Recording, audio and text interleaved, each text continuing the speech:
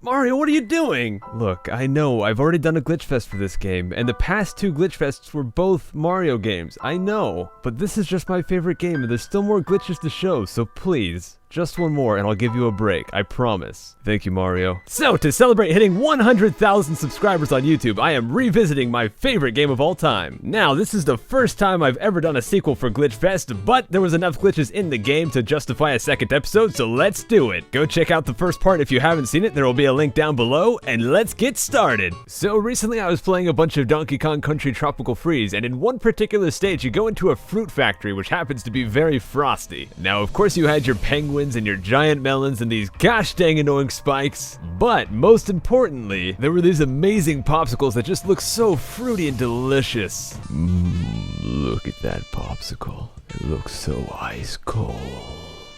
Anyways, it got me thinking, is there a way to freeze fruit in Mario Sunshine? Of course there is. If you hop on Yoshi, go over to a fruit, press B so he sticks out his tongue to try and eat it, and just as he grabs it with his tongue and starts to pull it back in, jump off of Yoshi by pressing the X button before the fruit gets to his mouth. If you do it too quickly, Yoshi will eat the fruit, which sometimes leads to some pretty awkward situations where Yoshi just kind of sits there and eats fruit forever. Yoshi, you just gonna sit there and eat this dude's fruit forever? I'm not paying for this. You are paying for this, Yoshi. What do you mean you don't have any money? Why are you eating the fruit then? Oh, just because I gather all these coins. But if timed correctly, you lick the fruit, jump off of Yoshi, and the fruit will stick in the air. Now, what's interesting about this is after you do it, if you stick out Yoshi's tongue anywhere, the fruit will come back to you. It'll just come right out of thin air, right into Yoshi's mouth. You can do the trick, go up on top of a building, get the fruit back. You can lick the fruit over here, go all the way over here, drop Yoshi into a wall, get back on him, get the fruit back. You can lick the fruit, drop Yoshi in the water and kill him, get a new Yoshi,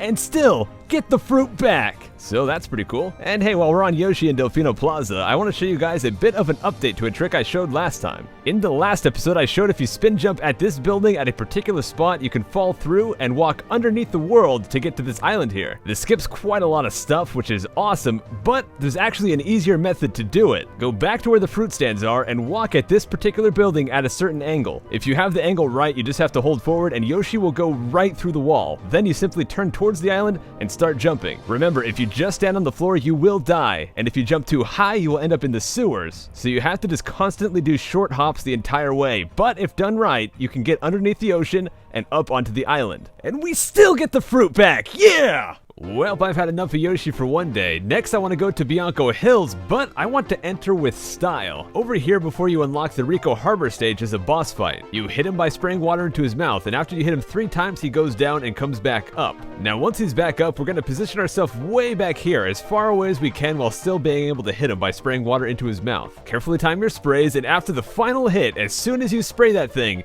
turn around and head right to Bianco Hills. The timing on this is pretty strict, but if you do it in time, this happens.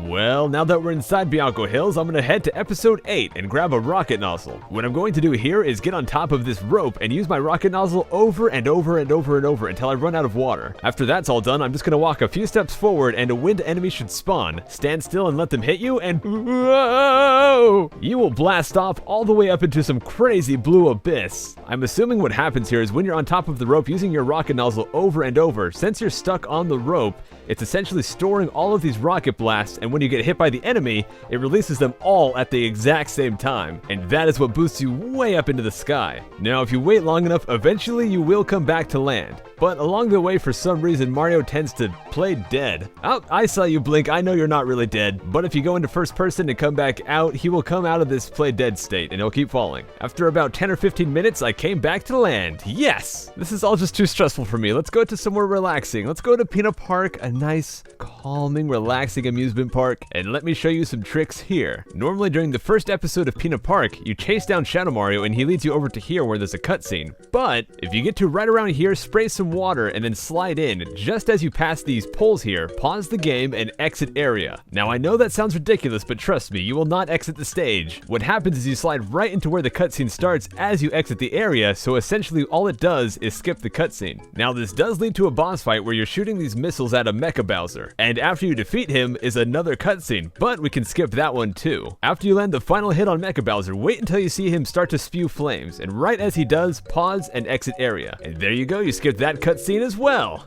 But now, let's move on to the biggest glitch of all. This next glitch here for years was the holy grail of glitches for Mario Sunshine. There were dozens of speedrunners spending countless hours trying everything you can possibly imagine to try and get this glitch to work. But what exactly were they trying? Inside of Gelato Beach, you can see at the fruit stand there is always a shine inside this tube just staring you down. Now if you've played the game, you know that to get this, what you do is get to episode 8 of Gelato Beach, you bring a watermelon to here, and they give it to you. But what we would like to do is get inside there and get that before we get to episode 8. Now the way that Mario Sunshine works is to beat the game, all you have to do is beat episode 7 of each stage, the Shadow Mario fight. And another mechanic of Mario Sunshine, if you beat a later episode, it unlocks all of the previous episodes alongside it. What this means is if we could beat episode 8 early, we could go right to episode 7 and skip 1 through 6. What this means is no more Wiggler battle, no more dealing with these guys in the mirrors, no more dealing with these stupid fish that for some reason can swim inside rocks, and most importantly, no more Sandbird. It took many years, but eventually a man named Tuval came along. He was well known for breaking Spyro games, and he comes to this game and in just 3 days of trying, he finds the trick. Now, this trick is very complicated and I could only explain it so well myself. I take no credit for this setup, and I will link down below to some people who deserve the credit, as well as people that have posted better tutorials that will hopefully help you make this glitch happen. So, let's get to the glitch. Go inside episode 1 of Gelato Beach, and go over to this tree and grab a coconut. We're going to take this over to the fruit stand and drop it on the floor. Now go over to this fence and grab on. Now this will set your angle exactly perfectly. If you turn to the left or to the right even a little bit, it will screw this up. You have to have this exact angle. Now if we jump and move in the air, it will keep our angle so we can move without screwing up our angle. So shimmy yourself over to the coconut and pick it up. Then we have to get on top of the fruit hut. Jump and then do a spin jump to get on top. Now position yourself directly above this dark line here. And what you're going to do is drop the fruit and hold up to run at it. Do not let go of up. If you do this right, you will clip inside of the fruit hut when you get down to right here. And just at the right time, you have to start hovering. Right as you hover, let go of the joystick. If you hold forward, this will not work. To make things more complicated, if you leave the joystick neutral, it will not work, and if you hold it down, it will not work. What you have to do is let it go to neutral, and then halfway through the hover, tap down